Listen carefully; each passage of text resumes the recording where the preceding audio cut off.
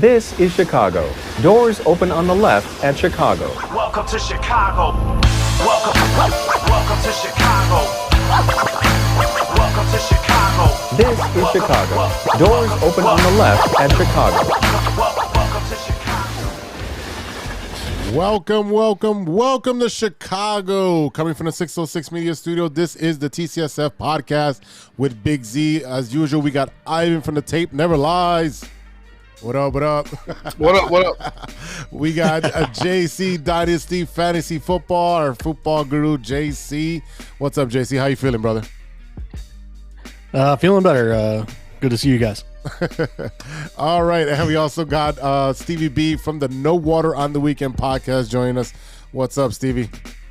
Yes, how's it going? Long time no see, Jose. I know, yesterday. Episode 173 is brought to you by 606 Media, True Chicago sports fans, and Grit Clothing Company. Don't forget to go to gritclothingco.com and get your official TCSF podcast t-shirt and search for keyword True Chicago and use our promo code TrueFan15 for 15% off your entire order. That is TrueFan15. Go and get your shirts now. Oh, boys, it's been a crazy week. And we'll talk about it in 3 and Out. The Bears have a winning streak. Yay. I don't know how happy we are. In a row. I don't know how happy we're on about that. And 3 up, 3 down. The Cubs fall short on the Ohtani sweepstakes. Who are the next targets? And that's who we're going to focus on. The White Sox are rumored to be moving to Nashville. Hopefully not. Awesome. Yeah, hopefully. Nice. I'm sorry to disappoint you. And make shockingly small moves as usual. In the loop, we're going to talk about our Bulls who are also on a winning streak. So that's why this episode is called Winning Streaks, because we have 2 in the city of Chicago. And they're winning with one of their major stars who has FOMO. So we'll do all that and what you're looking at, and we'll get into it. So let's get into some Bears football. This is 3 and Out.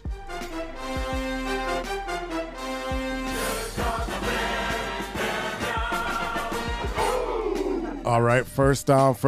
Ivan, tell me about this Bears game, because I fell asleep at halftime. I really did. I had some good barbecue with Steven this past weekend on Sunday. And if you had any great barbecue, you eat a lot. And it puts you to sleep. So I know we won, but tell me about this Bears game. Bro, I was very, very pleased with how the outcome came about. I told you guys last week I believe they had a shot to win it if they were able to do similar things that they did in the first half of that first game against the Lions. The Lions defense was struggling to contain Justin Fields. There was a couple times where they did get home, which we'll talk about, I'm sure. But for the most part, it was just the defense's dominance in the second half of the Detroit Lions, pitching a shutout that I was just impressed by. And, this goes to show you, there is real growth happening, in Hallis Hall. So it's going to be a tough decision. I know everybody wants to point to the Cubs and what the Cubs did with Counsell and their thought process of, hey, we need to upgrade at this position. Yeah, we found success with this guy. He's, been able to develop some players here and there, but we want to go ahead and take it up. I don't know if you can, if the defense continues to do what they've been doing. Now, people want to point to the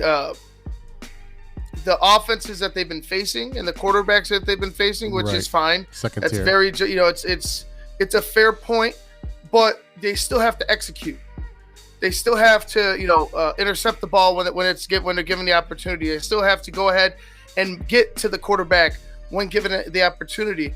And so far, man, in these past couple games, and I really want to point to one man in Montez Sweat. I feel like when he showed up, right? Not so much stats wise. I mean, he has 3.5 sacks now for the Bears, but the impact was evident, and it's still evident right now. It's a different defense when you could rush 4 and still be able to get to the quarterback and allow the guys in the back end to kind of play free. You know what I mean? They threw Jared Goff off his target time and time again. and they were able to go ahead and generate a turnover off of it. I am excited about how this defense is growing. The offense, on the other hand, that's something that we need to discuss. Like there's a lot that I like, and there's still a lot that I dislike, especially when it comes to major situations. I'll point to that fourth down in fourth and short. Whatever it should have been, it shouldn't have been pitched out, to the weak side of the field. The ball should have been in Justin Fields' hands. But nonetheless, I'll talk about it tomorrow on my show. It was a good win. The defense has just been impressive. It's been impressive. That's really the truth about it. Yeah. JC, your impressions of this past weekend's game? I agree with Ivan. Basically, you sit there and take a look. I mean, defense is playing stout. Now, in the first half, we got gashed a few times on the run. Jahmyr Gibbs, I believe, had a 33-yard run, got pushed out of bounds by Eddie Jackson. Montgomery, I don't know why I can't remember his name, but Montgomery had a few gashes for 15, 16 yards here or there. But yeah, once halftime's over, I mean, that defense took over, shored up everything, and basically left nothing for the Lions to do or anywhere for them to go. Sam Laporta shut down. Amon-Ra shut down. So I mean, our secondary is really showing up, and when you have a defensive front getting to the quarterback and getting pressures, I mean, that really helps out a secondary, and a good secondary also helps out a good front end. So, right now the defense is playing super complimentary, and my hat's off to Jaquan Brisker. I mean, the guy was everywhere this weekend. I think it was 13 total tackles or 17 total tackles. I mean, just every single play, it seemed like he was there making the stop. So, shout out to him. Yeah, and to your point, JC, about the secondary, this is probably one of the first or maybe few games that we had the entire secondary healthy and playing. And then you add a pass rusher, it's going to make a difference. Eberflus does have this defense playing on all cylinders, firing on all cylinders. And it's just great to see that his game plan is improving from game to game and is adjusting to the different type of quarterbacks that we're facing, whether they're second tier or first tier.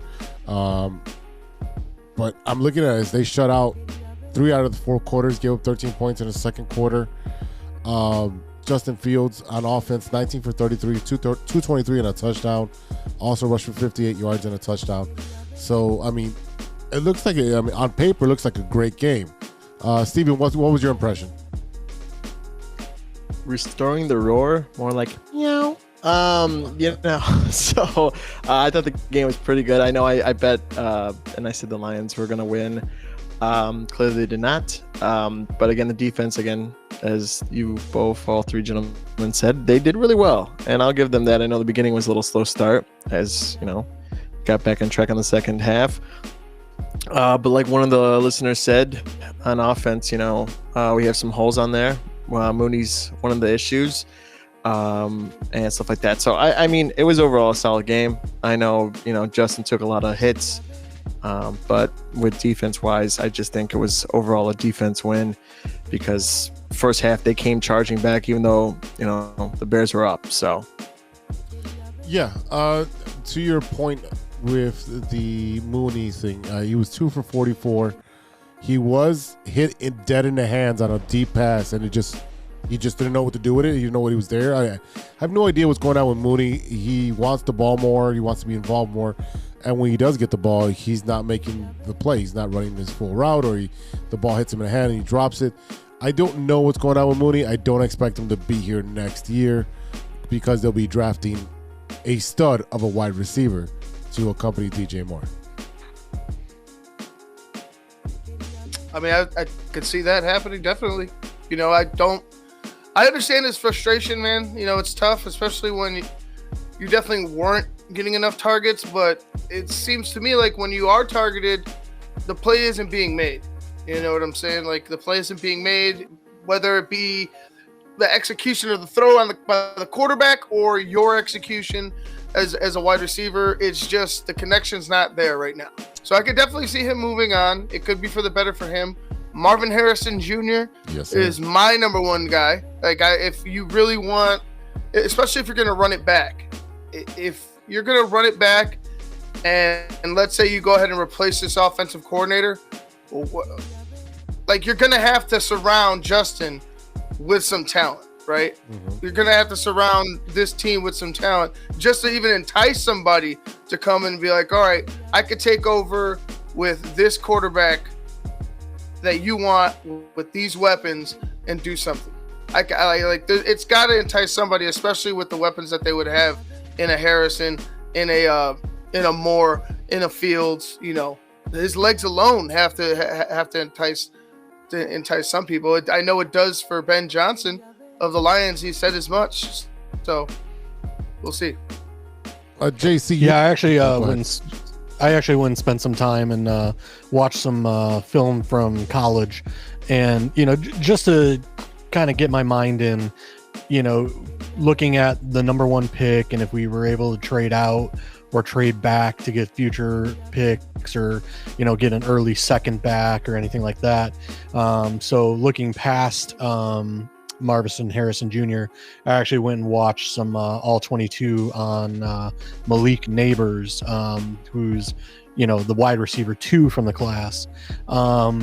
Watched some of his film and stuff like that, just to see where again, if we trade down from 1 to 3 and say the Cardinals or the Patriots end up taking Marvin Harrison Jr., is Neighbors a potential pick there? And the guy gets open, he gets the ball, but I got to do a little more research into Marvin Harrison Jr. now that I've watched Neighbors.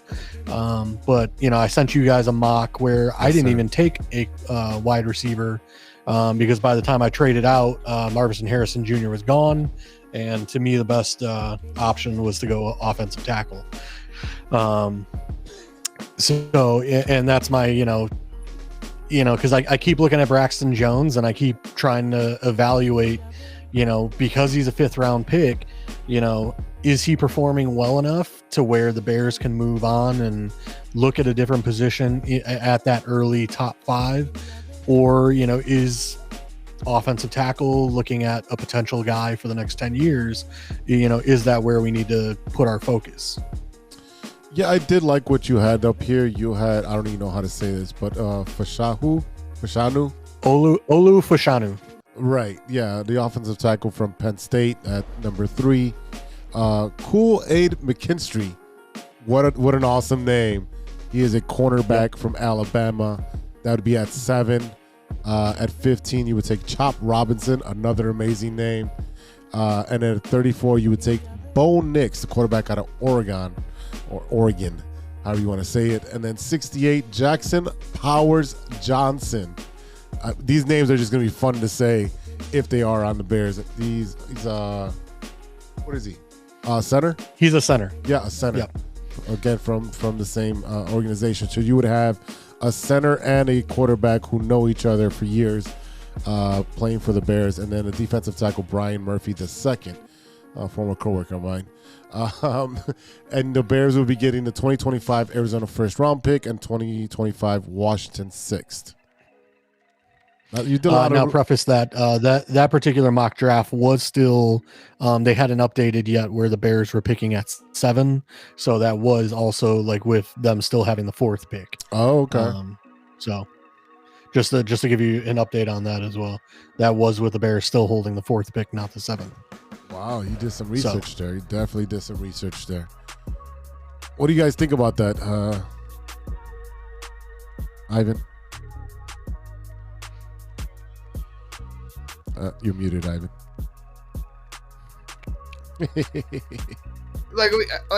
I'm happy with trading down, right? Like I'm good with trading down and just kind of accumulating picks. If it is an offensive tackle, I'm all for it. With Braxton Jones's play, I think it might be a little bit difficult to justify, hey, let's go ahead and take a replacement tackle. Make him a swing tackle. With so many talented, with talented playmakers on the board. Yeah. Yeah, you don't draft a guy that high to make him a swing tackle right away. I think that somebody drafted that high is going to try to, like, you're competing right away to be a starter. Like I would be cautious if he like didn't beat out a guy like Braxton Jones, but I think that they like him. I really think that they like him, and he does a good job in the passing game. Like I said, I think he might need to be a little bit more physical in the run game, or just physical overall. But he hasn't been, his name hasn't been called because of poor play, right? I feel like some of the sacks that Justin's been taking have been either, you know, off of a blitz that doesn't get picked up, or Justin running into trouble. So it's going to be hard to justify a tackle, but for me, if it's a playmaker at the top, I would be happy. Even if it is a tackle, okay, let's see what you're going to do with him. I just want the best player taken available, but trade the first pick. Yeah, the only reason why I brought it up was because early on in the season, Braxton Jones was having a lot of false starts and a couple holdings. Then when he came back from his little injury stint, he had a couple false starts again, which, you know, that's you haven't been working with Justin Fields for a couple weeks, you know. So you give him a little leeway on that, you know, that, hey, not used to the cadence again, you know, got to get used to a few things. But you know, it's just one of those, again, you're looking at that, unfortunately, you look at that 5th round pick that's, you know, behind his name, and you sit there and go, is the 5th round talent good enough at that left tackle?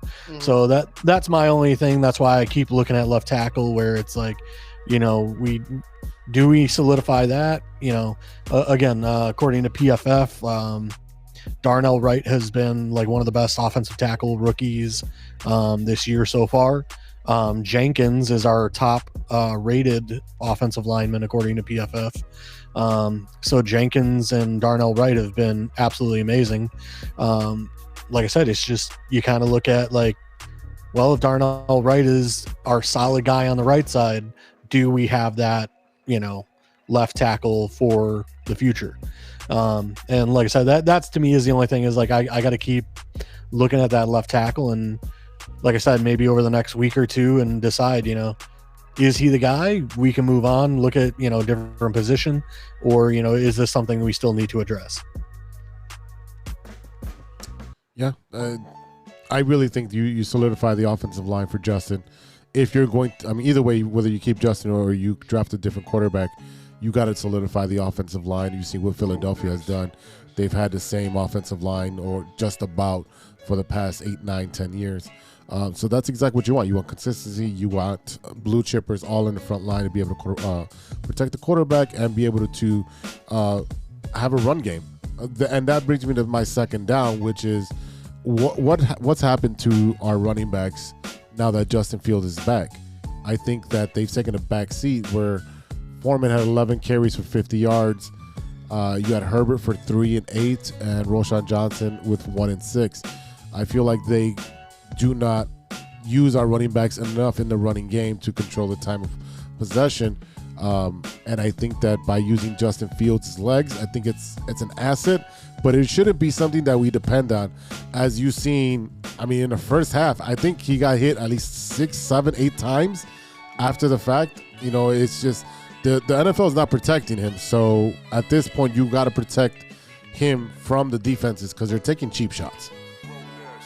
Well, there was a couple times, like you said, the first drive, right? There was 2 times where Justin ran the football and ended up getting hit. The first one was just egregious by Jack Campbell. Yep. Like, it was clearly late.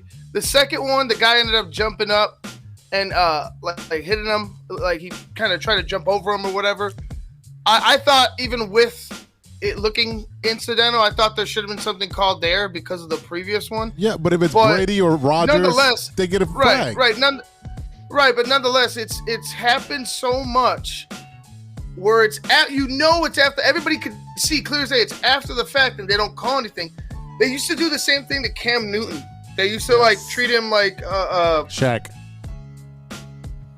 Yeah, like Shaq, like a running, like used to treat him like a running back, and even the running backs, they shouldn't deserve some of the abuse after the fact that they get. Right. But if you're gonna do this, you're potentially contributing to injury. You know what I mean? Potential injury, potential career loss, like shit like that can happen if you're gonna allow it and treat him like, oh, he's just another athlete on the field and not a quarterback.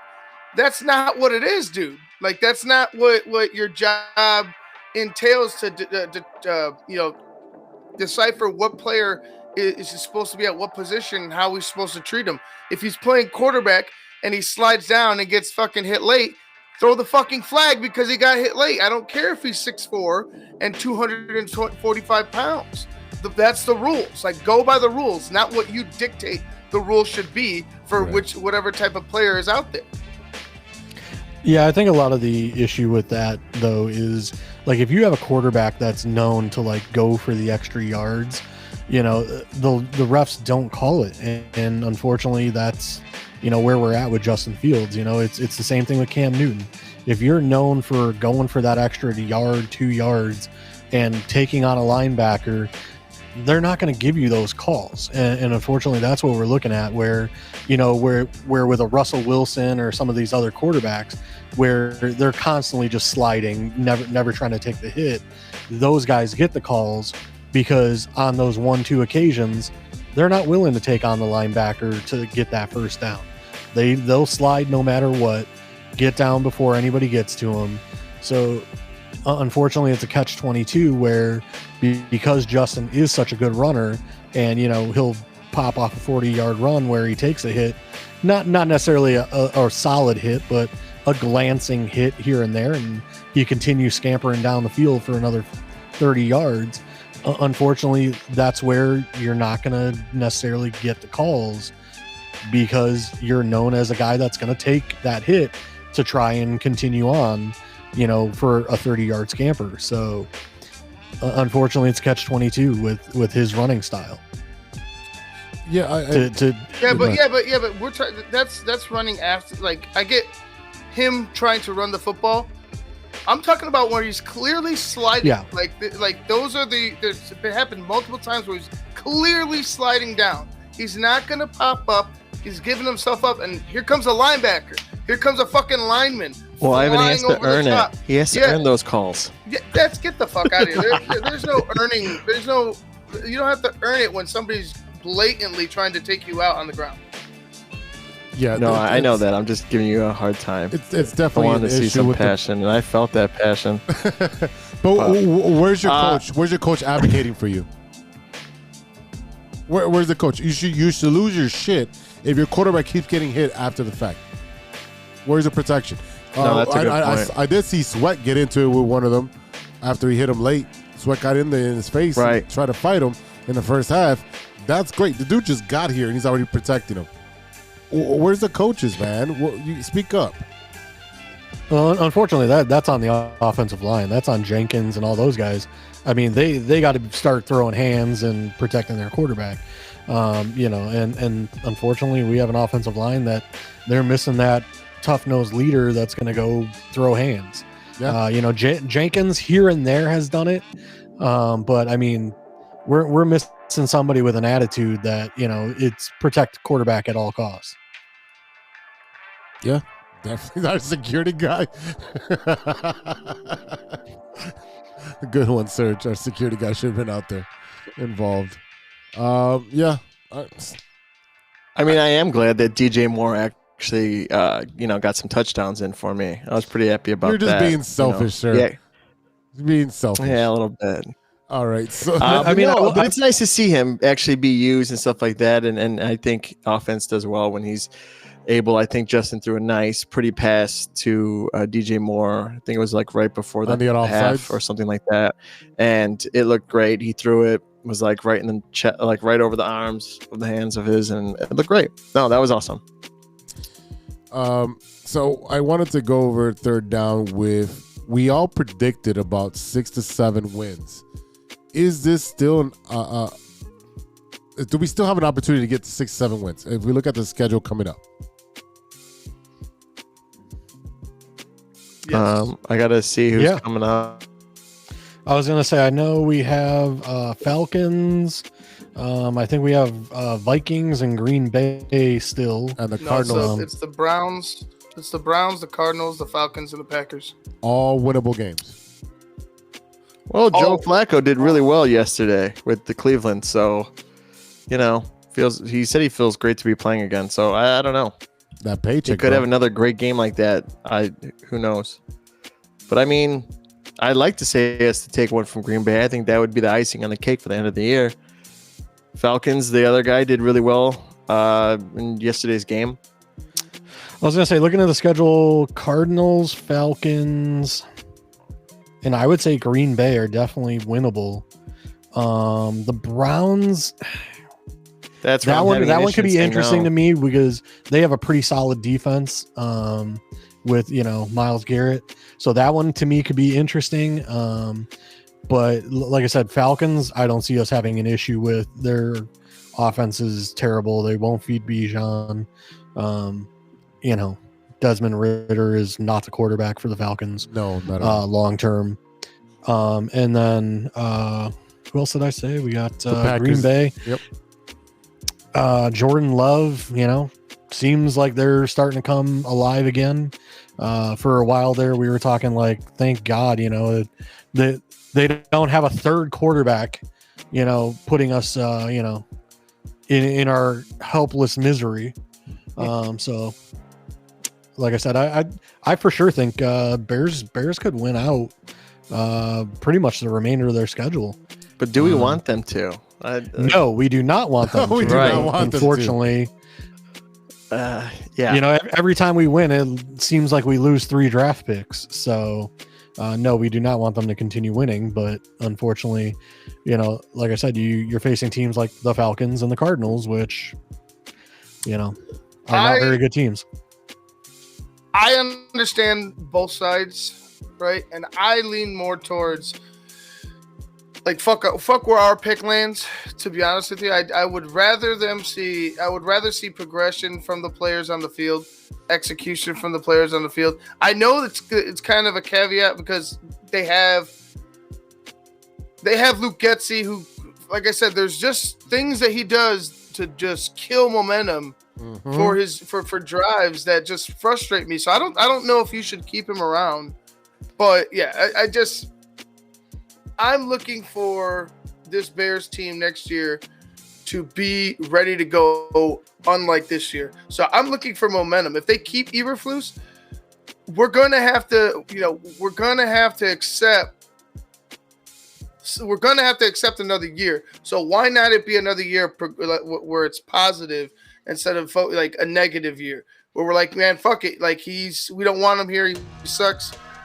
This and that. Let's see if he can turn things around within these next 5 games, right? Or 4 games that he has.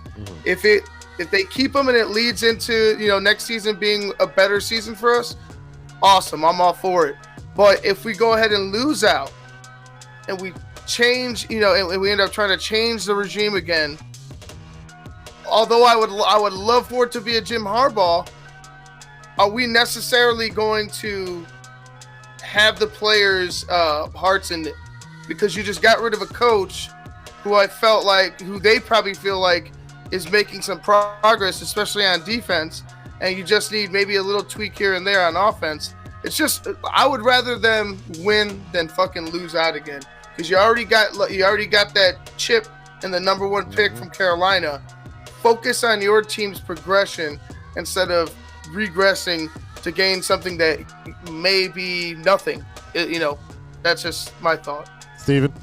Yeah, no, I agree there. One thing I will say was there was a remark by Montez Sweat on X, and basically he came out and said, like it's super refreshing to be in the Bears locker room. Eberflus has really kept the guys together, and they're working hard, and they're putting in the effort in practices and everything. So to hear that from a guy who came from the outside of the organization, to basically, not only knock his former team, saying that that's something the Commanders didn't have, to come into the Bears and then say, he actually prefers Eberflus, that he really likes what Eberflus has going on in the building. That's one thing that was really nice to hear or read on X from a guy who came from outside the organization. So again, I think everything that's going on right now, if we continue on the route that we are, I think Eberflus has to stay. If Eric Bieniemy becomes available, maybe bring him in as your offensive coordinator, get rid of Getsy, and like I said, see where we can go from here. That would be my, I know everybody's hard on for Harbaugh, but like I said, I would love to see Eberflus and Eric Bieniemy and see where Bieniemy could take our offense. Yeah, I mean, the way I would say it, and I would, if we say with the same coach, great. But another part of me is if I'm thinking and I'm being devil's advocate here, anytime you get let go from a job, which I'm familiar with, you go and get a new manager, right? So if you get a new coach, you just got to take it at you're still going to learn something new. And I'm trying to be glass half full kind of here, but you're going to learn something else, maybe add to it. And I don't think anything worse could happen and have another bad season like this again. If we do it again next year, then I really don't want to hope and pray that doesn't happen. But I'm just saying, if I get the whole concept of Justin going through another coaching team, but it's okay, well, you want to win, let's win. Let's get the right pieces. Let's do the right things. But again, if Getsy's here, then that's fine too. But I don't know. I have a weird feeling it might not end up so well. But depends on if they keep winning or not. So that's all I gotta say about that one, boys. I really think, just like Ivan said, they're going to run it back with Eberflus because he's actually grown the defense, and the team is coming together and actually putting wins together. You've seen the progression of the team moving forward. The offense has struggled. Obviously, we had a hurt quarterback. We had a backup in there. We played a very tough schedule early on.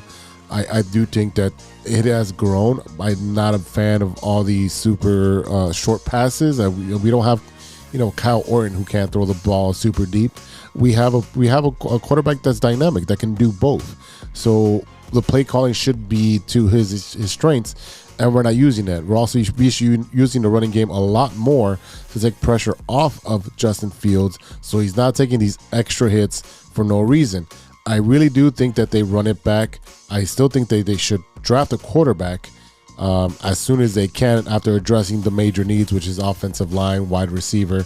But definitely draft a quarterback to put the pressure on Justin Fields. It's all right, bro, you're in your 5th year. If not, boom, there's the door, and someone else is coming in right behind you, and they're going to have some weapons, and they have a great defense, and they're going to be ready to win.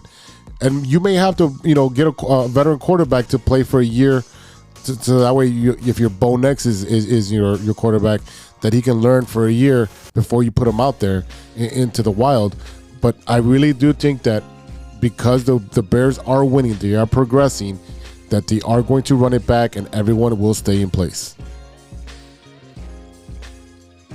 Even the OC? I think they'll keep the OC because they don't want to give Justin another OC, another offense to learn, just like they did for Jay Cutler. And that's gonna be suck. That's gonna suck because I do want Bieniemy here. Serge says Field has no pressure because other teams are already interested in. It's a win-win for the fucking Bears. If he progresses and becomes a great quarterback, great, we keep him. If he doesn't, we can trade it to Atlanta or the Cardinals or whoever may want him. You can trade him. It's a win-win for the Bears. Yeah, as long as he keeps playing the way he's playing, we could potentially get a first-round pick back for Fields. Right. Like I said, in Atlanta picks, I think around 7 right now, or 9 or somewhere in there. So give me the 7th or the 9th pick for Fields. And I can move on with Drake May or Caleb Williams, which actually Drake May declared announced draft today. Yep. He declared he will be going to the NFL. And that's another issue is everything I'm reading on X, Marvin Harrison Jr. being offered $20 million in NIL deals to stay. So, who knows if he even comes out. Right. So, even though the Bears are, we're all hot to trot, this may just be another Ohtani. Oh boy. Oh boy. Yeah. Oh boy. We'll get to that a little later. Let's punt before we punt it out. Let's go over our next week's matchup versus the Browns, who are 7-5, who just lost to the Rams 36-19 this past weekend. We all know about the defense and all the big names there, but we're looking at Joe Flacco, old Joe Flacco, who went 23 for 44, 254 yards, 2 touchdowns, and an interception. Kareem Hunt, 12 and 48, and Moore had 4 receptions, 83 yards. The offense is pretty good, but the defense is where their money's at, and that's where I am scared. I do think that this was a Bears loss because I believe they're in Cleveland for this one. So I think the Bears lose by 6. To answer Serge's question right here, when is Fields due for a contract renewal? He has 1 more year, and then we can offer a 5th-year option. So potentially 2 more years, Serge. Yeah, I'm going with the Bears on this one. Ooh, I think it's going to be a fun one. To be honest with you, I think Justin Fields is going to be pumped up. Definitely wants some revenge after that horrible NFL debut in Cleveland. mm-hmm. If you guys remember, I think he was sacked like a billion fucking times. So I'm sure he wants to, enact revenge on them. And impress in front of the Ohio crowd after going to Ohio State. Yeah, OHIO and shit. But yeah, I think the Bears defense will do enough to, like they just did to Jared Goff, knock Joe Flacco off his mark, generate some turnovers, and I think the offense will keep the Browns defense on the field a lot longer than the Browns defense will a lot longer than the Browns offense will keep the Bears defense on the field. So it'll come down to turnovers and time of possession. I think the Bears are going to do a good job. Okay, he's got the Bears winning. I basically agree with everything Ivan just said. The Browns defense is the best part of their offense right now, or best part of their team right now. Mm-hmm. Again, you wonder how the Bears offense will struggle against a Browns defense, but I don't see Joe Flacco with the way our defense is playing right now. I think we're going to bait him into a couple interceptions, fumbles, whatever it may be, but I foresee at least 2 turnovers in this game from the Browns. So I think Bears win. All right. Go ahead, Stevie. Yeah, I want the Bears to win as well. I just think it's going to be close. I think we're going to maybe come up short. But I just feel like the negative Nancy here, wanting to get a high draft pick now. But no, I mean, I'm all for it. I want it to be an exciting game, but I think the Browns might come up with this one. Maybe get a couple good looks in with Fields, but I think it should be a close one. Fields, puts on a good show and might come up short like Patrick Mahomes did last night. Or last afternoon, I should say. That was his boy. That wasn't Patrick. I know it wasn't him, but yeah, I get you. Yeah, I just want to correct myself real quick.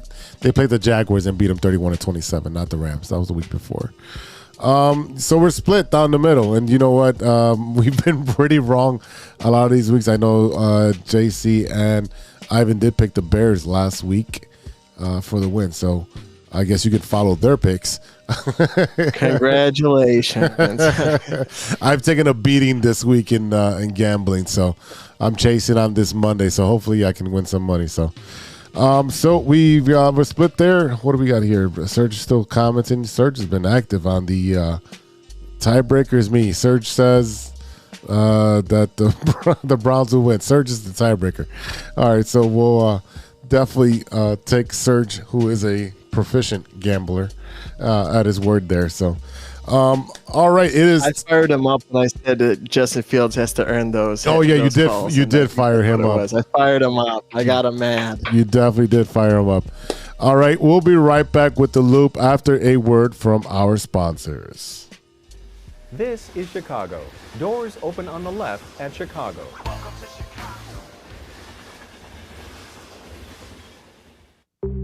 Hey, true Chicago sports fans, show off your Chicago pride with some fresh clothes from Grit Clothing Company. At Grit Clothing, they create that simple yet classic style that represents that Chicago Southside lifestyle. From t-shirts to hoodies, hats to glassware, they've got you covered.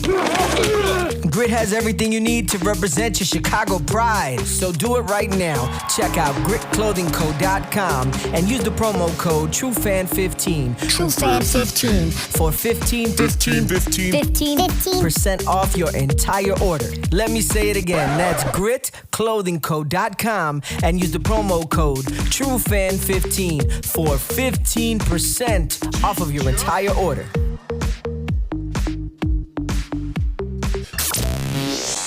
Hey guys, it's Steven. And this is Sean, and you are listening to True Chicago Sports Fans. Don't forget to listen to No War on the Weekend. New episodes on Monday. You can find us anywhere you listen to podcasts. Yeah, so we're going to go do a couple of shots, so let's kick it back over to Big Z. Thanks, Sean. Welcome back to the TCSF podcast. This is The Loop, our Chicago Sports Rendezvous. We keep you in the loop, and we're going to start with our favorite basketball team here in Chicago. It is the Chicago Bulls. And you know what?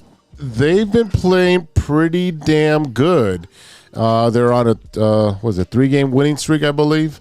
And right now they are playing the Milwaukee Bucks as we are recording on this Monday night. They're down 11, 71-60, which is no surprise because the Milwaukee Bucks circled this game after losing in Chicago. So this is a revenge game. So, boys, what are we thinking about this new Chicago Bulls team with the youth actually running Billy Donovan's offense and the lack of Zach LaVine? It's kind of what I expected because he's only coached young players, and look what's going on. I think that's one of the big things that is going on in the locker room. Plus, let the younger players play. You see Kobe White dropping 31 points. That's not ever happened with him in his career as a Bull. I mean, he's had high-scoring games, but I think that's where he actually popped off. Patrick Williams did really well, too. I think everyone's on full cylinders. But again, it shows what veterans do with Milwaukee. Like Jose said, yeah, it's a circle game. It's a revenge game. It's never even been close. Milwaukee ever since Adonis was there, like he just, has always taken over. So I think, seeing a lot of the ball passing around, getting some good reads, watching the screens, hitting the three ball. I think Kobe's been taking over really well with the threes. I think he did really well. Again, I say it really well because he did, I think, 6 threes, and he made 6, I think, not in a row, but he made him total points for 3. So, I don't know. I'm happy with it, but I know right now it all comes down to the second half. So, yeah, I mean, they're fun to watch, and like I agree with you. Billy Donovan is a young players coach. You saw what he did in OKC with all the young talent. Then when he got Chris Paul and the rest of the veterans, it kind of messed up the chemistry and what he was trying to do. And, they didn't renew his contract. And now he's here, and Debo does do well with this group. Vooch does do well with this group because they run the offense. They do use him. They space out the floor. They're sharing the ball. I think they've doubled or almost tripled their amount of assists since they've not had Zach LaVine. You got Kobe White with was it 6 or 7 straight games with so many threes, or 10 straight games? I can't remember. Keep up with all his stats right now. He's breaking a lot of records, and they're fun to watch. Even right now, while they're losing, I still think they can come back. Ivan? I'm looking forward to seeing more of the youth movement. I'm done with LaVine. I'm not so much done with Vooch, but I'm done with LaVine. I'm done with DeRozan. If you want to move on from them, by all means, move on. We just need to see some positives. You know what I mean? As a fan base, you need to see some positives. having the success you've had with, like Steven said, like Billy Donovan coaching the young guys and him being a young players coach and him being able to, have success with younger guys in OKC before they fucked it off. I think that is the best decision that the organization can make moving forward. So if this is the case, then you need to see an expedited approach to moving Zach LaVine and moving a DeMar DeRozan and gathering some more, assets, some younger assets that would fit well with the style of play that you want to go ahead and move forward with. I just don't think you can force this phony big three anymore with DeRozan, LaVine, and Vooch. You already tell LaVine's mind. He's fucking somewhere else right now. DeRozan, I'm sure, is chomping at the bit to get the fuck out of here too at the deadline, maybe do a contender. But it's a done deal when it comes to the Vooch, LaVine, and DeRozan project. Just go ahead with the youth. I think they still keep Vooch. I think he's a valuable piece he's a veteran presence that can help with the young kids. He's still a double-double machine. He's still pretty consistent. He does disappear when they are 74-65 at the half. When there's a big center, a dominant center, Vooch does tend to disappear because he avoids contact. He is not that guy. And you saw how he struggled against Wembanyama when it came to, trying to go to the hole. So, there is some issues with him, but I still think that he should be kept. Patrick Williams has blossomed in the era of the no Zach LaVine. You have Kobe White, who's running the point and still being able to shoot very well. Ayo, minutes has come up. He's been playing pretty great. Caruso is hurt. Obviously, we know why, because he plays at 150%. You've got the bench that came in the other day and had like 26 points. One of the other guys had like 4 3-pointers the other day in San Antonio. The bench has been showing up. They're getting minutes. They're able to do what their talents are put in the team for, and it's good results. JC, what do you got? Yeah, no, I mean, we've I said a couple weeks ago that potentially the one guy that I really like to stay on the team would be DeRozan, but then more news has come out on X saying that they really are not even close on an extension, and correct. That was it's looking today. more and more like he's going to be gone. Unfortunately, where you look at with LaVine out, DeRozan's actually been toeing the line and playing pretty good with these young players, alongside with Vooch. But you sit there and look at, if they're that far away and apart from each other on contract extensions, unfortunately, it's something we're more than likely going to have to do. We're going to have to move on from DeRozan. Now, I also read something that, the Bulls, they really like Caruso and they don't want to move on from him either. So, to me, then we're just going to move on from LaVine and DeRozan. Like, to me, at that point, like, you got to move on from Caruso as well. That's just my thoughts. If we keep one guy in Vooch and run with the young players, that's fine to me, especially with Billy Donovan. His specialty is, as like you guys said, working with younger players. But it's, again, what would be the point in keeping Caruso? Like, to me, like, I would think his trade value and potentially what we would get back, it's all-time would high. be worth more to me than again, him running at 100%, and now he has a left ankle sprain. So to me, I just look at Caruso, and like I've said, he's the man of glass. He's constantly little nicks and injuries and things of the nature where I'm ready to move on from Caruso. He's a great player, but he's not getting any younger and doesn't really help me, develop these younger players. So, minutes and time to these younger players are more important than Caruso remaining on my team. Stevie-B? I mean, I mean, I would say this, that with the Spurs, it was a great win. But if you look at all the starting five, DeRozan 20 points, Williams 20, Vooch 21, and Kobe White 24. I mean, that's good overall passing. Everyone's getting the ball. Everyone's getting at least 20 points a game. I mean, I like to see all that, and we're used to seeing 61 through Zach and other things like that with DeMar. But it's like, if you look at that, minutes for all three of them, or all four, all five of them, it's around the same. Kobe 39, Vooch 36, Patrick Williams 34, and DeMar 39. I mean, they have chemistry going on all cylinders right now, and they're passing the ball. They're getting the clean looks, apparently.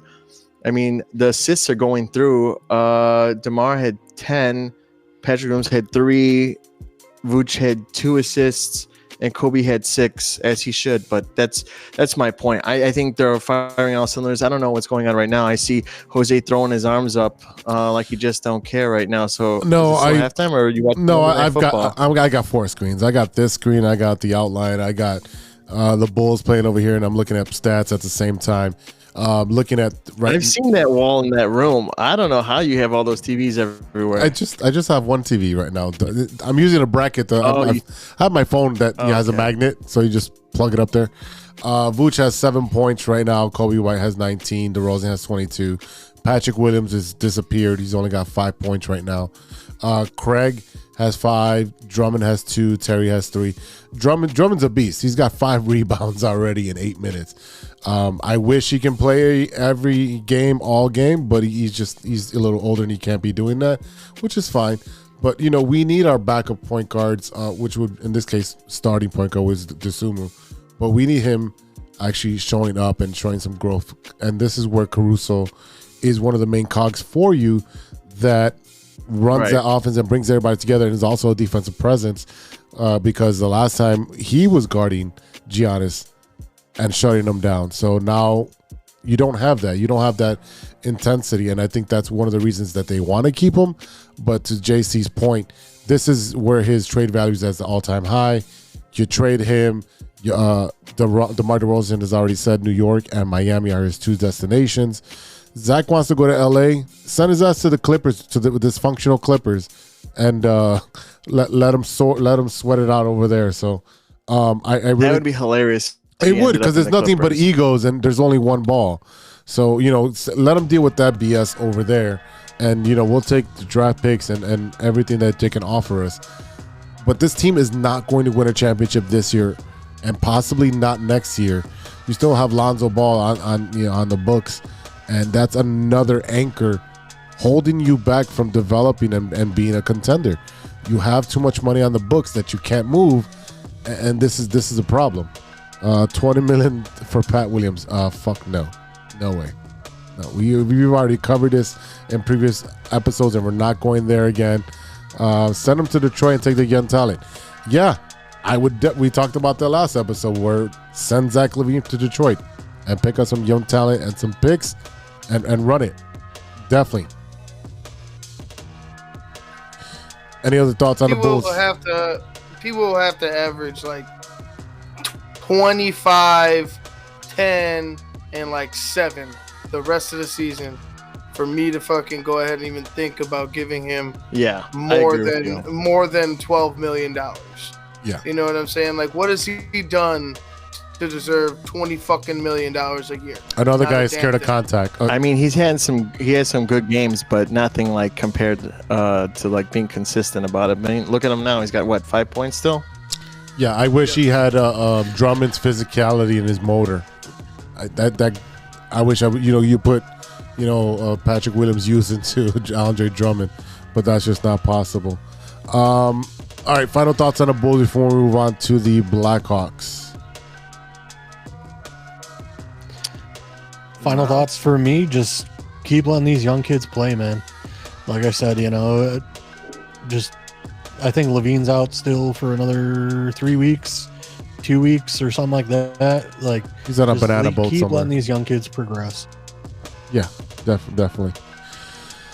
All right, let's say rest of the season, but fades away with the new contract. Yeah, no, thank you, sir. Yeah, Serge. There's no reason to sign that kid. All right, let's move over to the other team that plays at the Madhouse on Madison. That would be the Chicago Blackhawks. Stevie-B, what's going on with the Blackhawks? Oh man, yesterday was a scuffle for sure. It had, bad taste in everyone's mouth because the Capitals won 4-2. They actually got into a team fight, altercation, but with the fighting stuff, I like it. It's great camaraderie. It shows everyone's got each other back in hockey. But yeah, they lost 4-2. They lost to the Capitals, and again, it was still fun to watch. It was a Sunday night game at the United Center. So I mean, once you finish watching the Bears play, then I hop on and I was watching some of the game. But it was close in there. Again, you're getting assists from Bedard and a couple other guys in there. But the night before, what was it, on Saturday, December 9th, they beat the Blues 3-1. So, and then the following day, they beat the Thursday, they beat the Anaheim Ducks. Yep. So, I mean, they're up and down. Again, you're going to see that with a young team. It's fun to watch, and they're not just going to straight lose, right? So, other than that, I mean, I'm still going to wear my Blackhawks stuff and still support the team again. And I sent you a fun video yesterday. Yeah, the Blackhawks certain Winter scheduled Wonderland days. They have all Christmas themed out, tons of fun things to do with the family. I'm trying to go to a game this year, spread some holiday cheer. Jose, if you want to, you pay for my ticket too. Yesterday you paid for the barbecue stuff, so yes, I appreciate that. I finally got that meal. Your bet paid. Ivan, so my bet hit. So nice. But it was good. I think this team is going to be fun. And they're 9-17 and 1 tie. So they kind of have the same record as the Bulls right now, but I would still watch the Blackhawks a little bit more. Hawks, I like both teams. Yeah, the Hawks had a great game last week against the Predators, where it went into overtime. And you had Bedard with the sick as what is that called? The shootout. Shootout. Yeah, that was ridiculous because I was at the bar after bowling. And I was just in time for overtime, and then just to see them lose. But this team has fight. They're gritty. They got fight. They just don't have enough talent to compete on a nightly basis with the rest of the NHL. There's teams that they do compete with because they're at the same level, but this is a building year. They beat the Stanley Cup champions, and I believe at their home. It's things like that. Yeah. They have the Oilers this week, the Kraken, and then finish off the week with the Canucks on Sunday. So, again, just go and support this team. They're young, they're gritty, they're fun to watch. And I told you guys, I got 2 weeks off in December, at the end of December. So I'm ready to go to a Blackhawks game. Let's schedule something for those days. All right, JC, anything on the Blackhawks? I'll say this just because Steven brought it up, where the Bulls and the Blackhawks almost have the same record, and I'll say this: it's one of those where you look at the Bulls and you're super upset because you look at the roster and the talent that's on the team. Then you go look at the Blackhawks and you're like, oh, they're awesome. Like this is a fun team to, So it's one of those where it's like, even though they have the same record, it's kind of one of those, like, you forgive the Blackhawks because we know what they were last year. Yeah. Mm-hmm. And you sit there and go, hey, you know what? We have a superstar in Bedard now. Like, we're growing. Like, we can see that, the Blackhawks will hopefully be on the upward trajectory, where the Bulls, you're sitting there saying the talent should have us here, but we're playing like here. Yeah. So it's one of those where it's kind of interesting, even though the teams have a very similar record, how our perceptions of one team are they're dog ass, and then the other team is like, yes, let's root them on. Like, come on, like, you're doing great. So I just found that kind of interesting. Talk about that for a second. Oh man, I'm just excited. I'm happy to watch this team play. Like I said, I mean, based on what they were last year, again, you have a superstar in Bedard that, it makes you hopeful for the future. To answer Serge's comment, how is the new goalie looking? It's up and down. I think depending on who we're playing against, if they have an elite team too, and it's hard for us to defend sometimes and get back. And some guys have some great, hat tricks, but Just because they're taking. I think it's a learning process when it comes. It's better. Again, it's better than last year. Yeah, the So, guy's taking like 40 like shots that. a game. It's a young guy. So again, I'm not if they just compete, it looks like it's fun, and they still have a losing record. Great. Let's get another great draft pick and another great player to put alongside Bedard, and then you start building, bringing in some veterans. You bring in a Bufflin. You got to have a Bufflin on your team to whoop somebody's ass for touching your players. You need that type of that grittiness, and I think the Blackhawks will be there. They'll be there soon. Yeah, you need that dog energy. That's right. That's right. All right. Speaking of dogs, the White Sox. Hold on. Yes, hold on. I'll play it right now. Hold You on. know what time it is. This is Ivan's favorite time. I got to play the White Sox song. White Sox, White Sox, go, White Sox. Let's go, White Sox. Oh, fuck you guys. Oh, my God.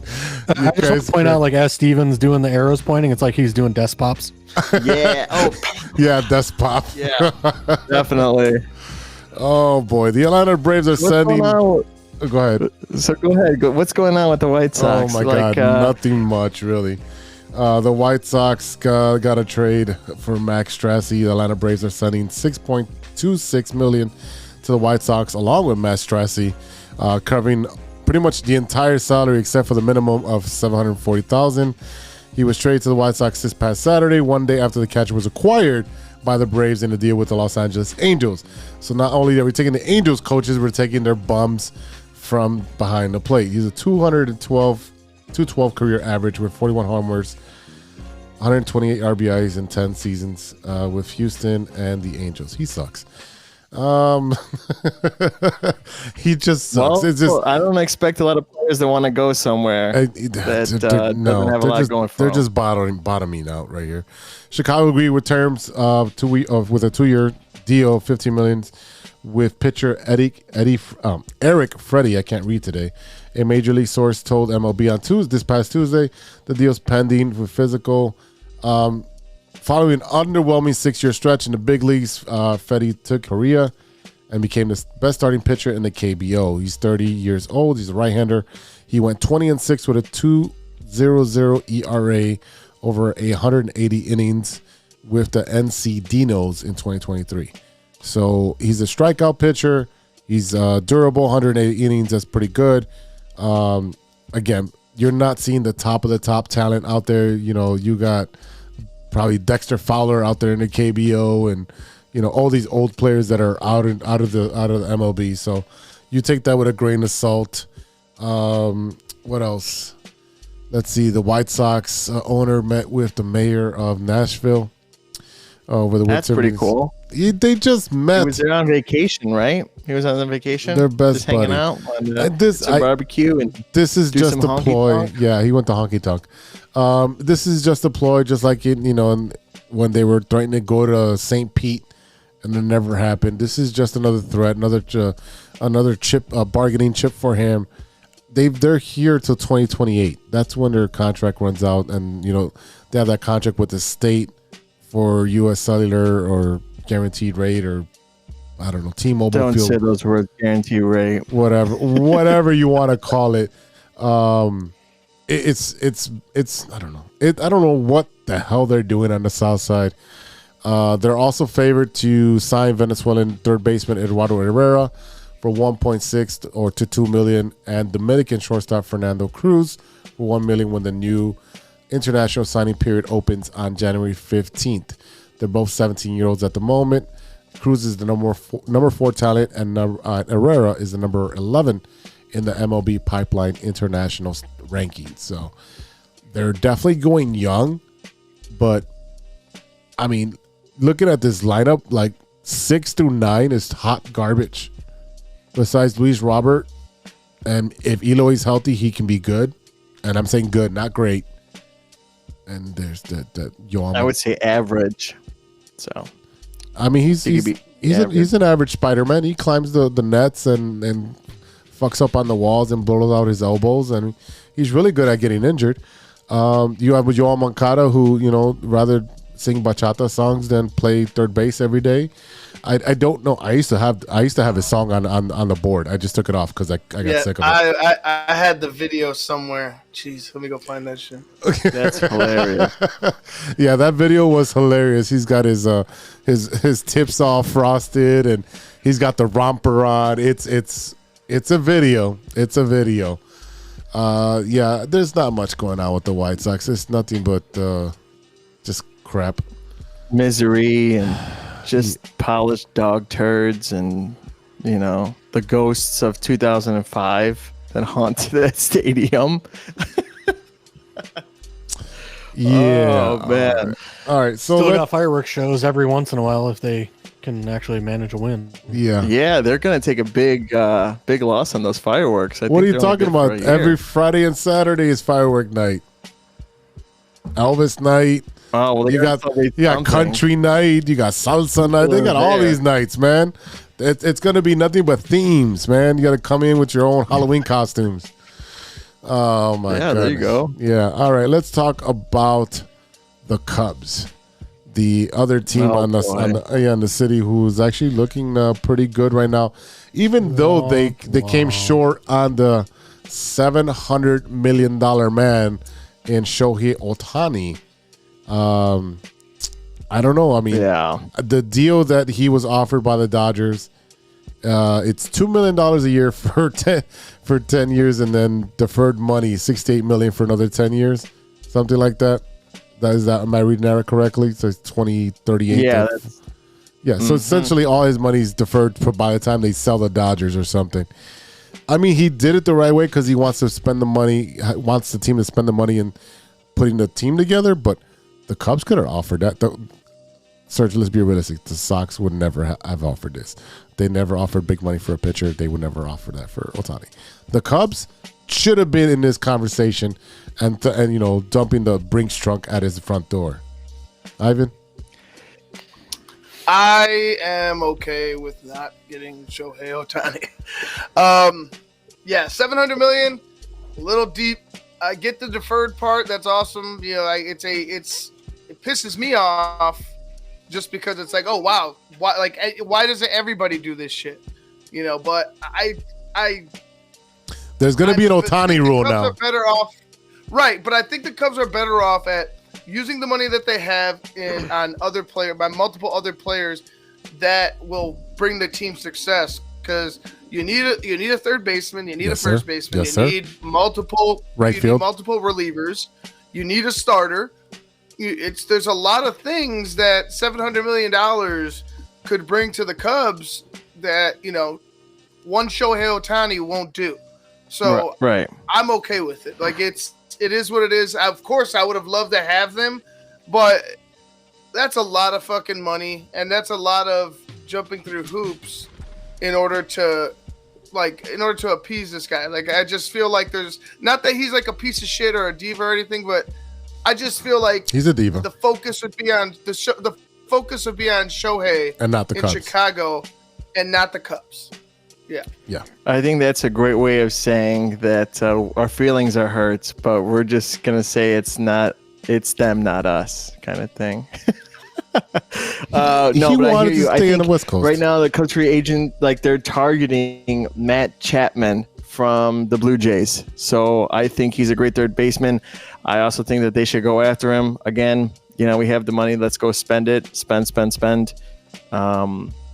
But also, it was funny that Cody Bellinger's fiance got the Blue Jays fans set up for another heartbreak because they were, supposedly going to get Ohtani. They were in the runnings, right? I guess they're still at the airport waiting for him. What was that? They're still at the airport waiting for Ohtani to show up in Toronto. Right. So I guess she posted a photo that looked like the Toronto Sphere thing. I don't know what it's called. I don't know. Rogers Stadium. But they thought that, sure. Or Drake lives in that spinny thing that's the biggest thing in the city. But yeah, I guess it was like maybe a pass photo, and he's not really, maybe not there. like in real time. I think it was just a photo that she posted, and it was just the corner of the thing. So yeah, I don't think he's gonna be a Blue Jay. But now let's keep him. Let's get Pete Alonso. Let's keep Cody. Let's just get all three and just make this a nice lineup.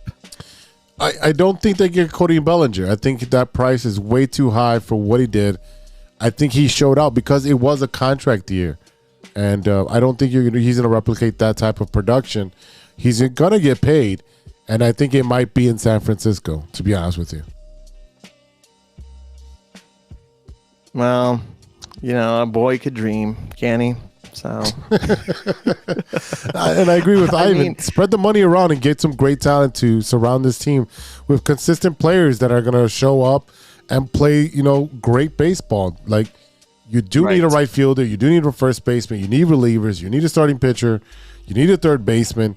You do have a lot of young talent. Is it time to flip that young talent for proven winners, or are you going to wait till this talent rises, the cream rises to the top? Your Ed Howard's been sitting down there for years.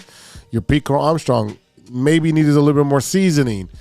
You've got some players down there. I don't know what you're going to do with them. I mean, the Cubs have been going after Glass now. Is that going to happen? What are you're giving up for him for 1 year? It's a lot of money for 1 year and a lot of prospects. So I don't know what you're going to do. Evan, what do you think, man?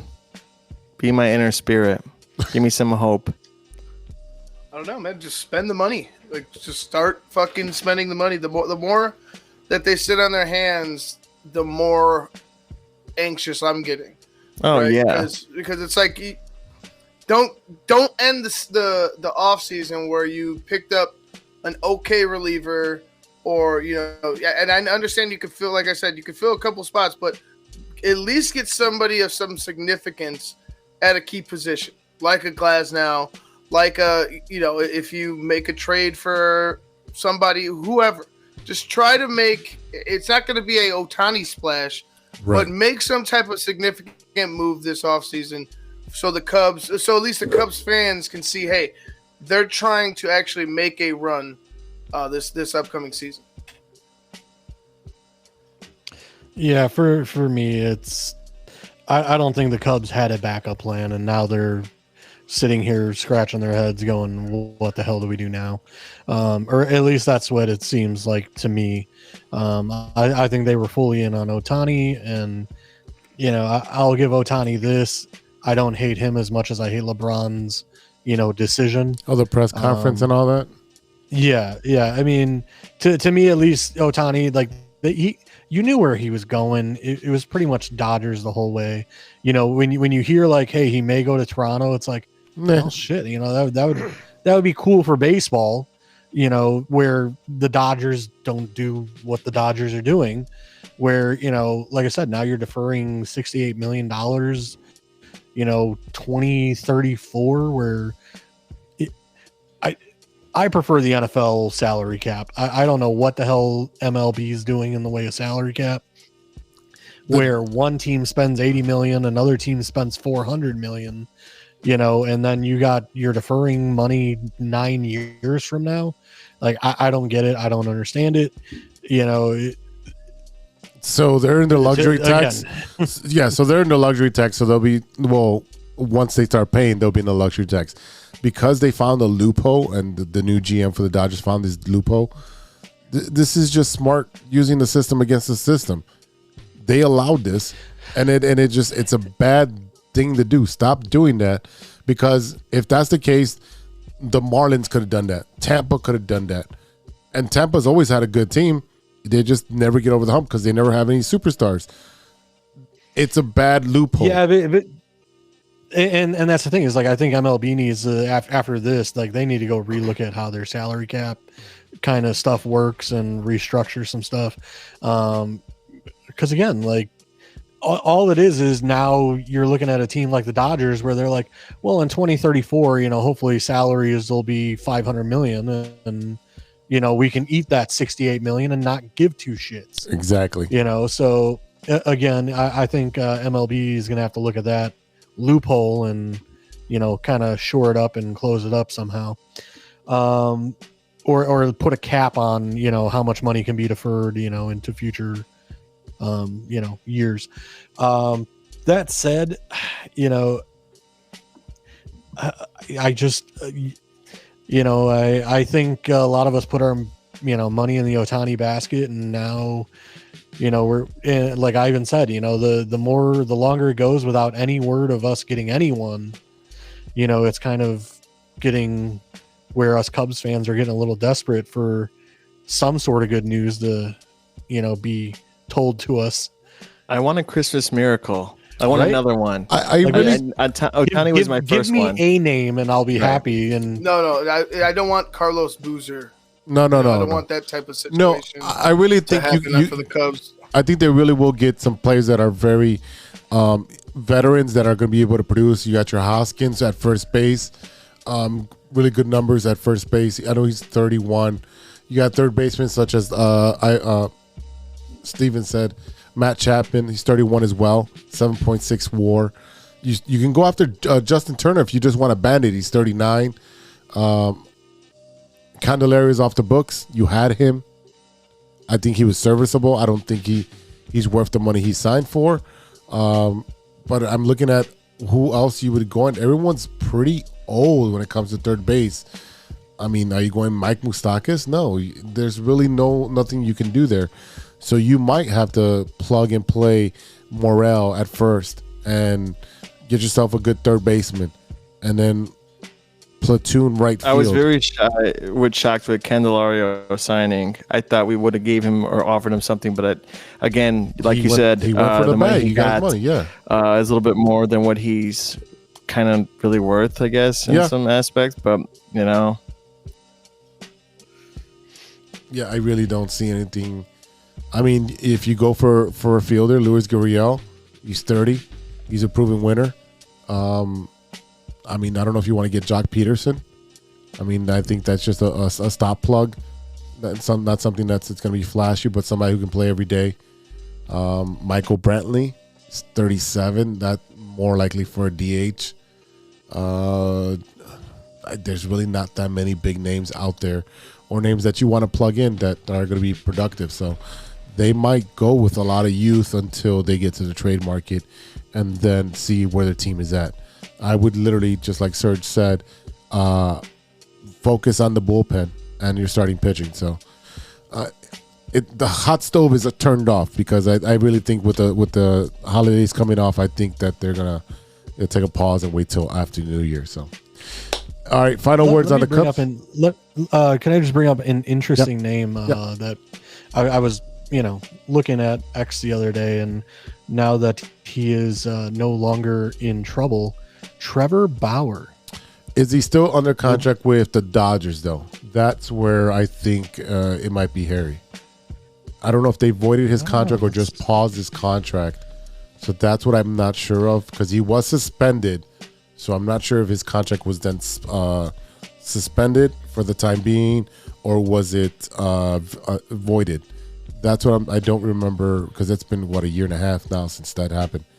But if he's a free agent, definitely take him on a 1-year flyer, prove it year, and you go from there. February 6, 2023, Dodgers still paying for Trevor Bauer, signing after his release. So it looks like he may have been released. Okay. So I don't know. I know he signed with a Japanese team at one point, was playing in Japan, but it was just an interesting name that kind of popped up across my feed, where I was like, might be interesting to for on a 1-year prove it deal, bring him in, see if he can keep his head on straight, and see if he's got anything left in the arm. Why not take a flyer? He's not going to be expensive. No. All right.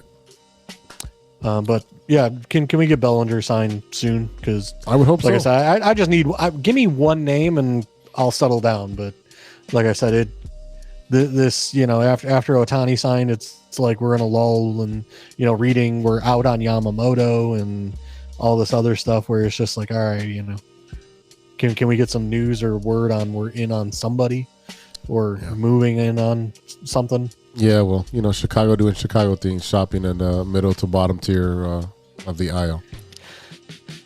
Yeah, I just I don't want to wait till the lights come on at the bar and we're left with We've all been there, boys. We've all been there.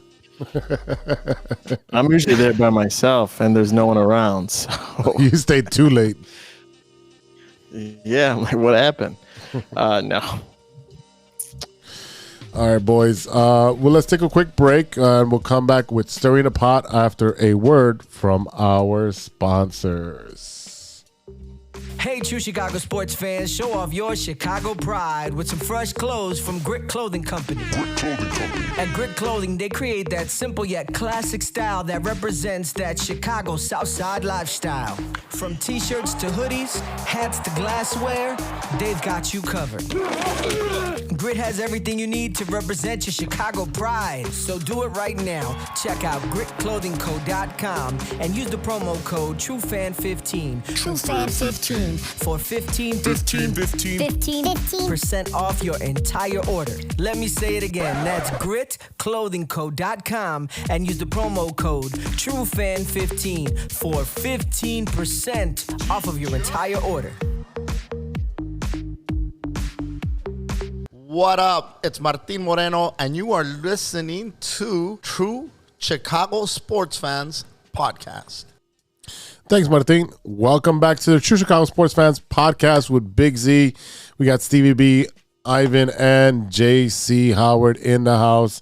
So, ladies and gentlemen, it is that time again. And if you are new to the show, Stevie-B, what time is it? Oh, it's stirring the pot time. Yes, sir. It is time to stir the pot. This looks like he's stirring his drink with his finger. It's gonna be what finger I'm stirring it with right now. Oh, thank God it's a finger, not something else. That's on No Water on the Weekend. That's a No Water Weekend thing to do. Oh my goodness. Yeah.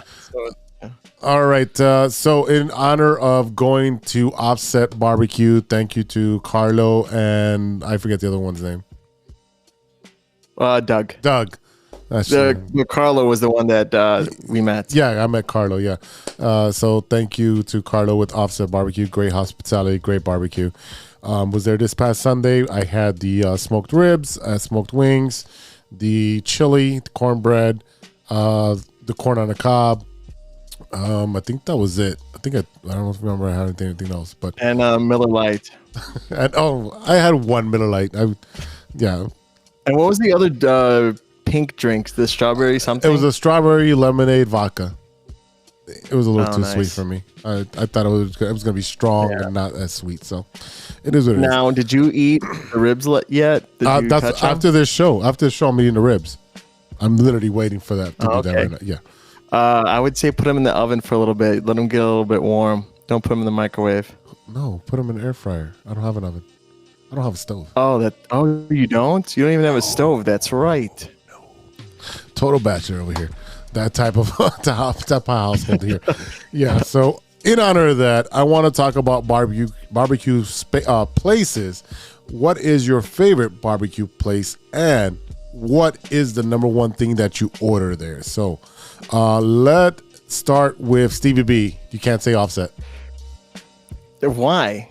I'm the one who turned it on to you, and they're one of the sponsors I know on the week. Well, they're affiliated with us, but I just had the BBBBL, so it's the brisket, bacon, bread, lettuce, and tomato sandwich, and I got fries. But the Chicago white sauce that is on there, they should get Kobe White to be the face for that sauce that they have.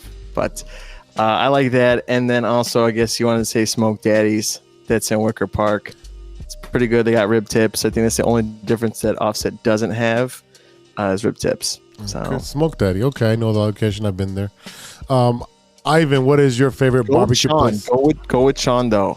Why? If you ever want to go with Sean because he knows the manager, and last time he was there and I couldn't make it, he had his whole tab for free, comped.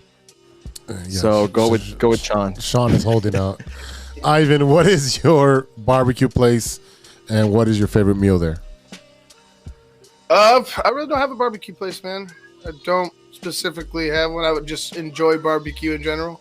So whatever you throw at me, I'm pretty sure I'll enjoy it as long as it's not fucking dry.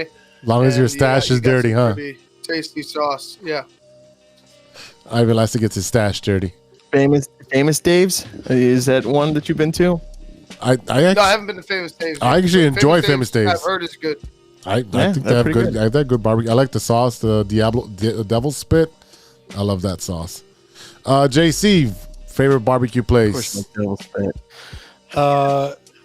Q39 in Q39. All right. Kansas City. Q39, Oklahoma Joe's, and Jack Stacks. All Kansas City barbecue spots. All three. Q39, got to go with the burnt end burger. Oh my God. So get those burnt end, brisket on top of a burger. So good. Very good. Oh man, that sounds so good. I didn't mean to laugh at what you were saying, JC. I was laughing at Serge's comment.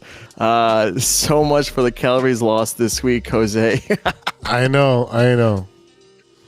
Yeah. And you had like a bunch of meat you didn't cook the night before. I did. I cooked the meat Sunday night. I cooked it, and that's what I had the past 2 days. So, anyways, JC Q39, and what's the other one? So Q39 in Kansas City, pretty well known. Andy Reid frequents there pretty much after every Super Bowl win, and Do you know what he gets? I think he gets the burnt end burger, if I remember correctly from one of the interviews. He talked about the burnt end burger from Q39. Oklahoma Joe's is a famous barbecue spot in Kansas City as well, actually in a gas station. So shout out to them as well. In Illinois, one of the spots I go to actually up in Gurnee is a place called Mission Barbecue. In the way of barbecue spots, one of the better ones that I've had, kind of as a quick, you walk in, order, and your food's pretty much ready in like 5 minutes. Nice. So, Mission Barbecue in Gurnee.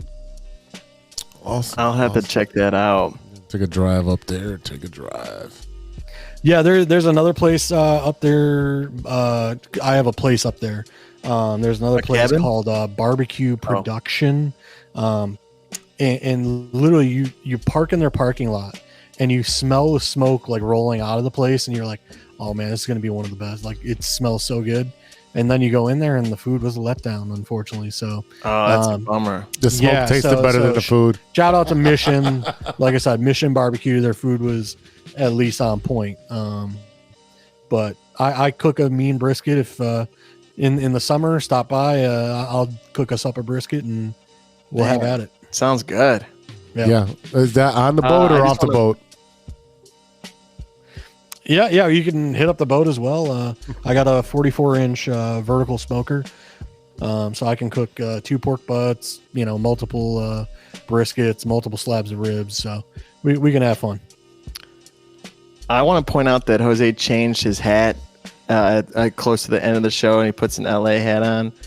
I mean, if that doesn't show you that you've given up on the White Sox and you see them as like dead, I don't know. I don't want to tell you.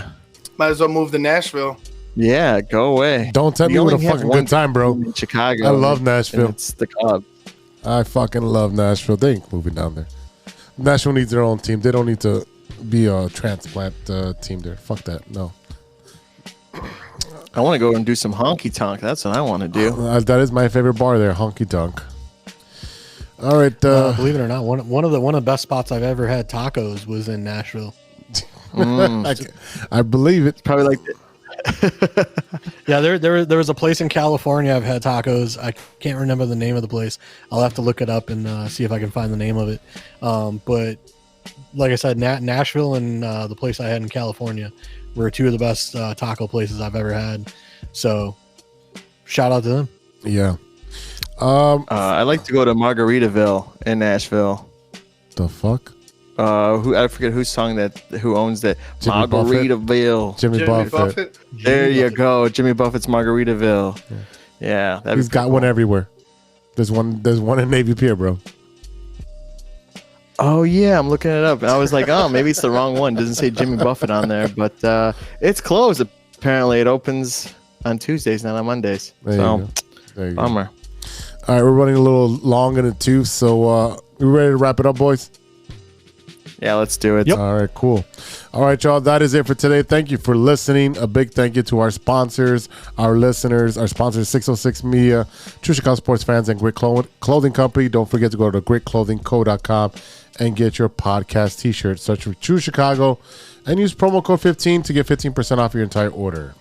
Check out the rest of the 606 Media lineup, the newest show in the 606 Media family. It is the No Water on the Weekend with Steven and Sean.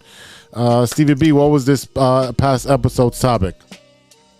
Yeah, so new episode. It's out now. It is out. It doesn't take a couple days to do it, but yeah, we have fight clubs in South Carolina with 2 teachers having 3 and 4-year-olds fight each other. The kids.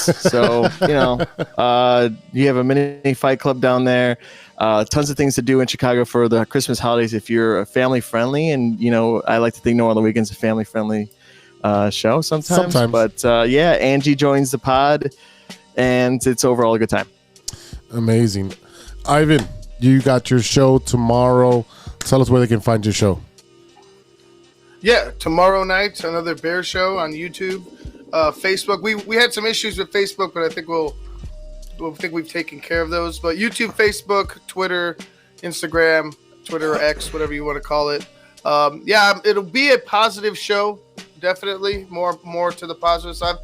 But I will address the dislikes from the game a lot more in detail, because there were a lot of things that need to be addressed that should have already been addressed and fixed, but continue to pop up. But it will be a positive, for tomorrow night's show, another Bear show. Check it out. Amazing. JC, where can they find you for your football knowledge, all that breakdown you do?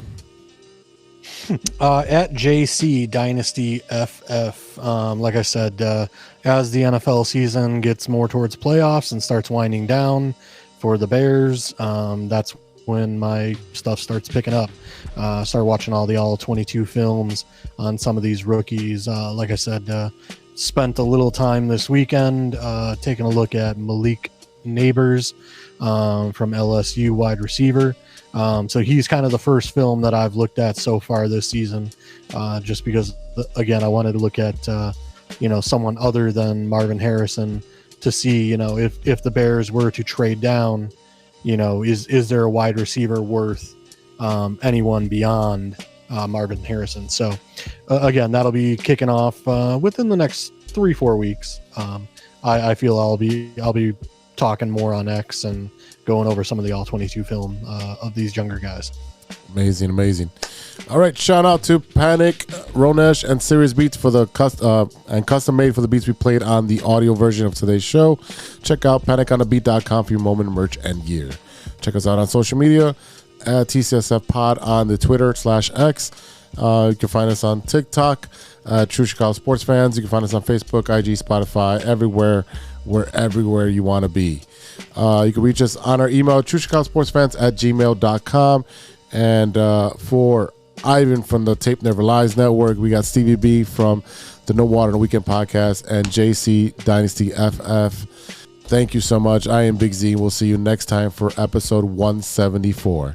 And until then, be good to each other for the love of sports. A few moments later. Wait, the Bears are what we thought they were. What we thought they were. This is not how we wanted it to go. You almost can't even make it up. It's that bad. Oh, my goodness! Didn't see that coming! What? Did we just become best friends? Yup! You have a lot of incest. That's real. Shut your mouth. Lover boy. Nature versus nurture, Lodge. Nature always wins. I think he's on steroids. Hasta luego, amigos. That's all. I shouldn't have those artichoke poppers.